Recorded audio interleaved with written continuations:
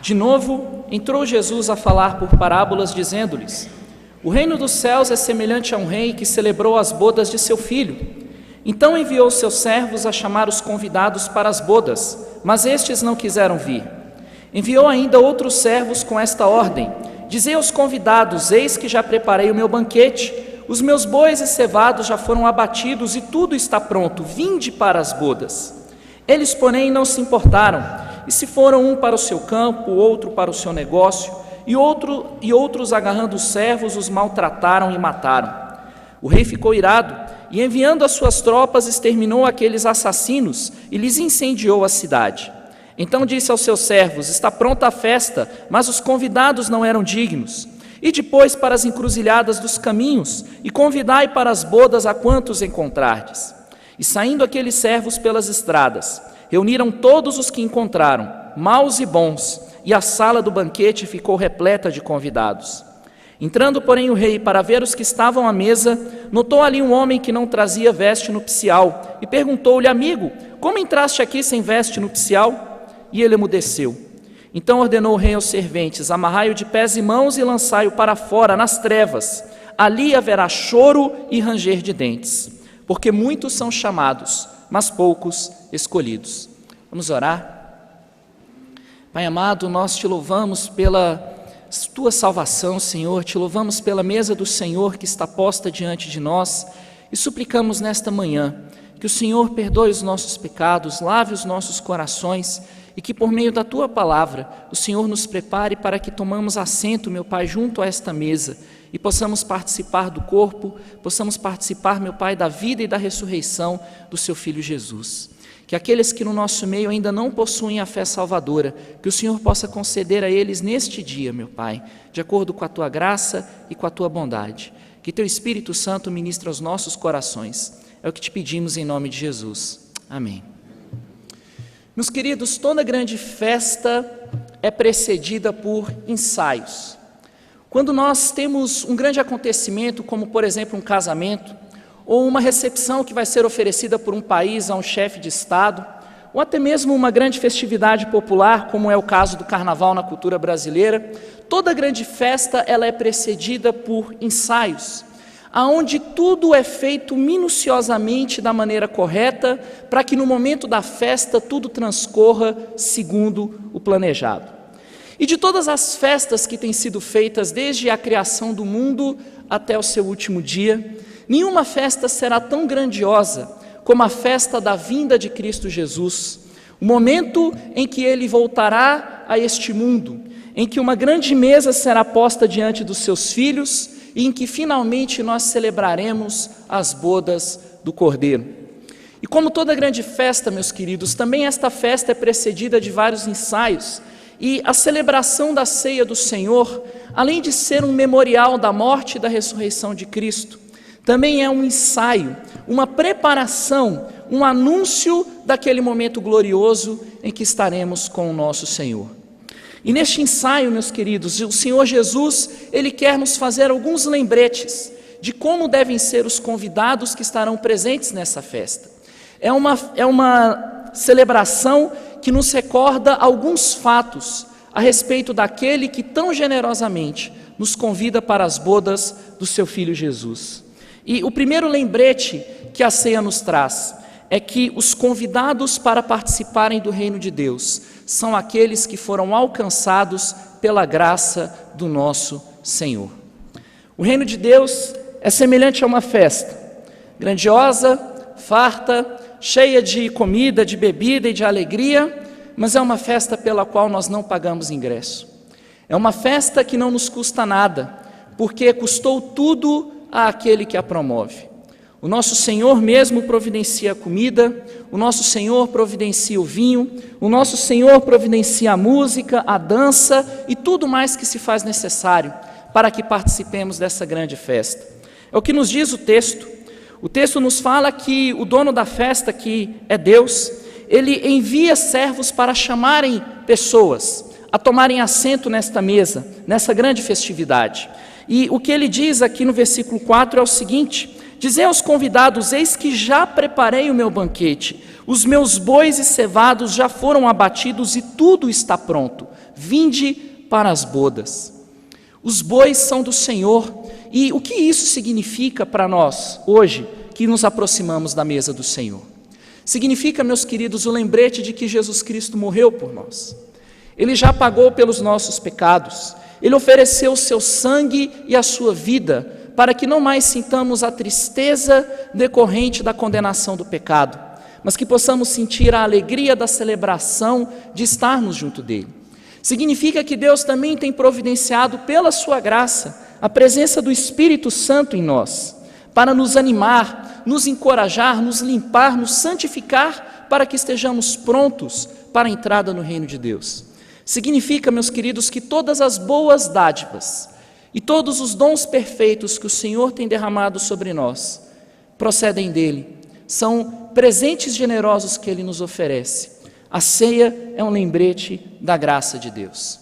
Mas a ceia também é um lembrete, meus queridos, do juízo do nosso Senhor, porque nós somos julgados de acordo com a resposta que nós damos a esse convite feito pelo Senhor. O texto nos diz que o dono da festa mandou vários convites e que ele recebeu várias recusas desses convites. Embora a festa fosse boa, embora ela não custasse nada para aqueles que foram convidados, muitas pessoas apresentam desculpas para não comparecer diante da mesa do Senhor. Estão mais preocupados com os seus negócios, estão mais preocupados com as coisas desse mundo, com os campos que nós temos cultivado ao longo de nossa vida terrestre.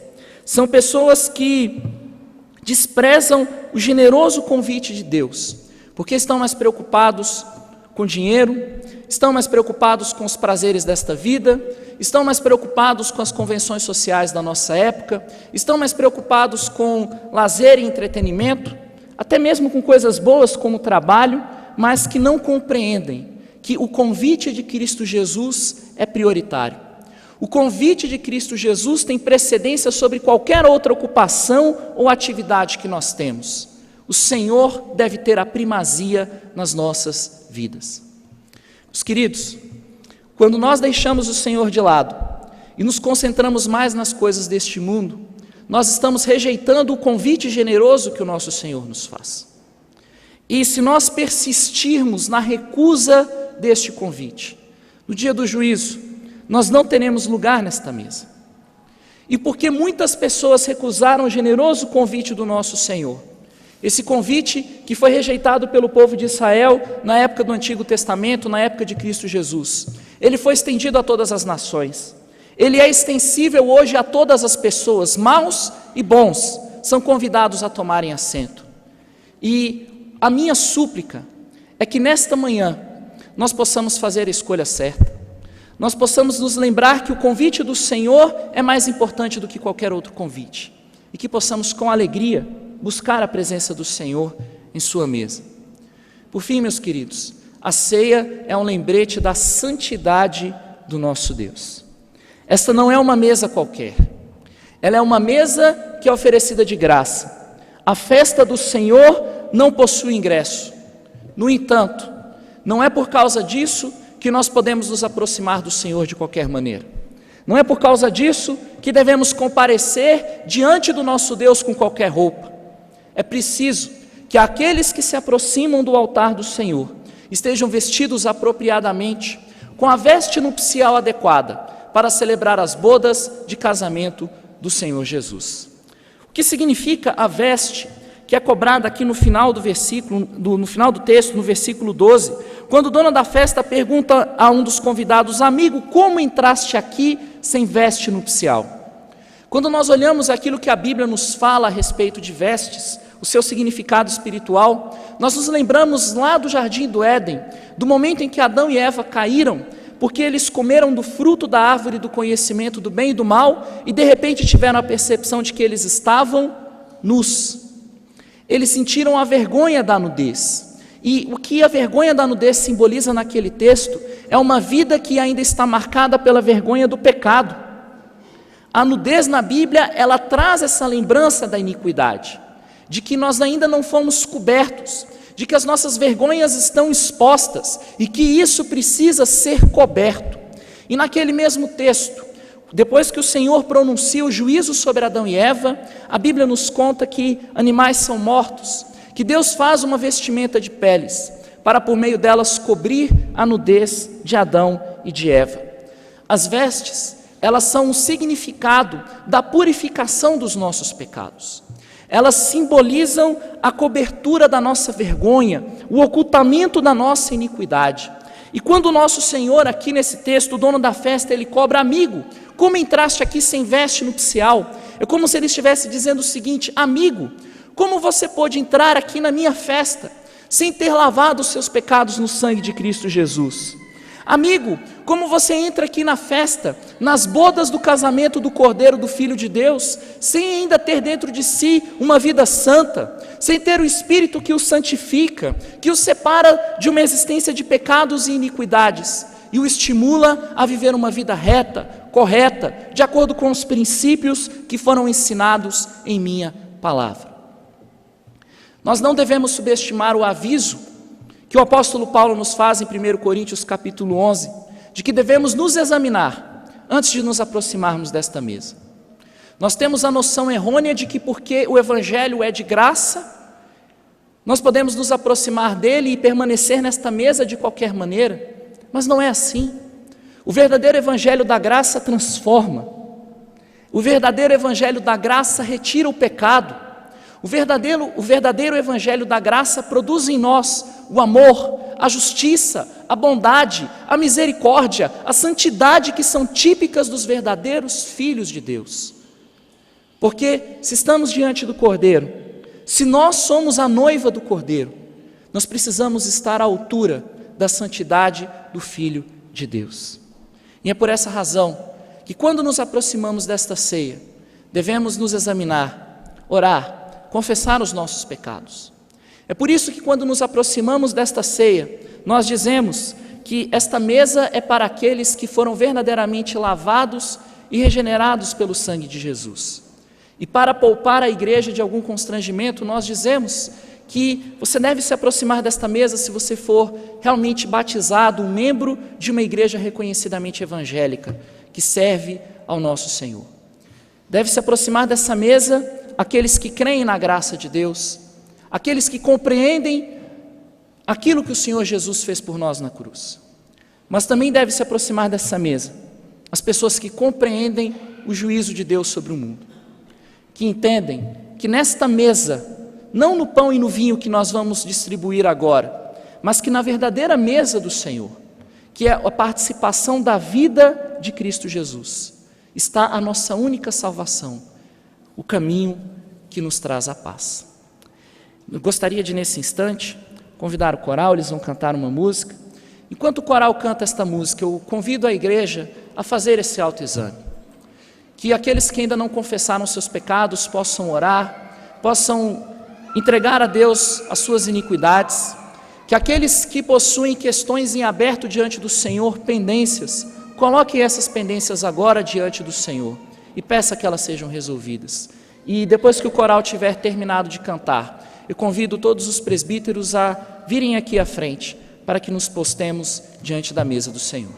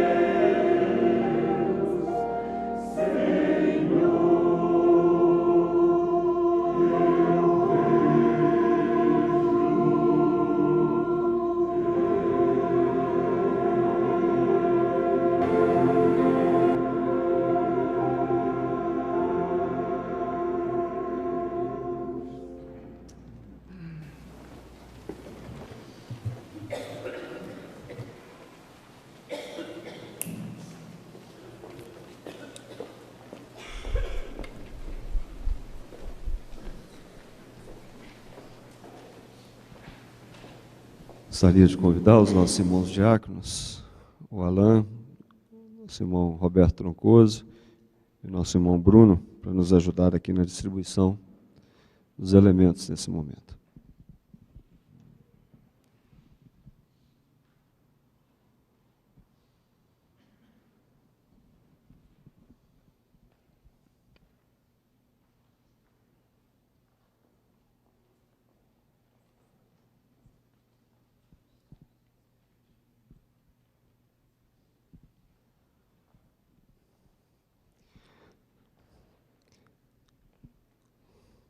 Os irmãos, nós somos convidados, nesse momento, a celebrar a ceia do Senhor. Como é um ensaio para o que vamos experimentar na presença de Deus, a palavra principal que nos vem à cabeça é consagração.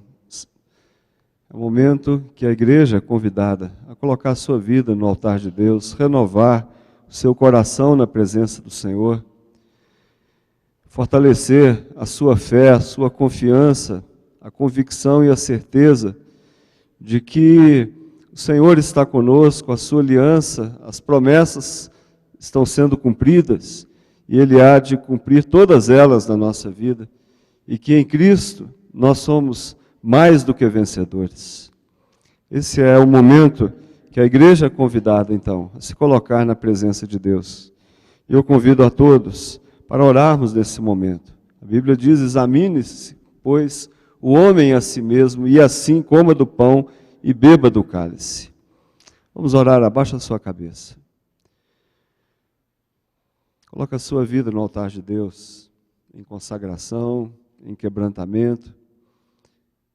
Peça ao Senhor que venha lavar suas vestes com o sangue do Cordeiro. Se confessarmos os nossos pecados, Ele é fiel e justo para nos perdoar e nos purificar de toda a injustiça.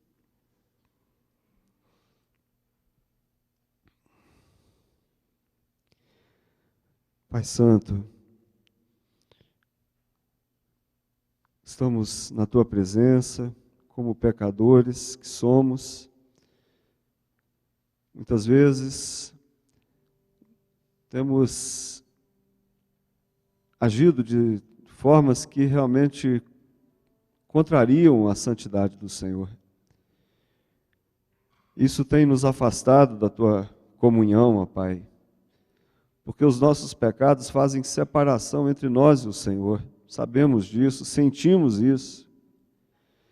Mas nesse momento, Pai, quando temos a certeza de que o Senhor se faz presente entre nós, ó Senhor Deus, queremos colocar a nossa vida de forma humilde, um coração mesmo quebrantado, conscientes de que somos pecadores e que muitas vezes chegamos nesse banquete com as nossas vestes imundas, Pai.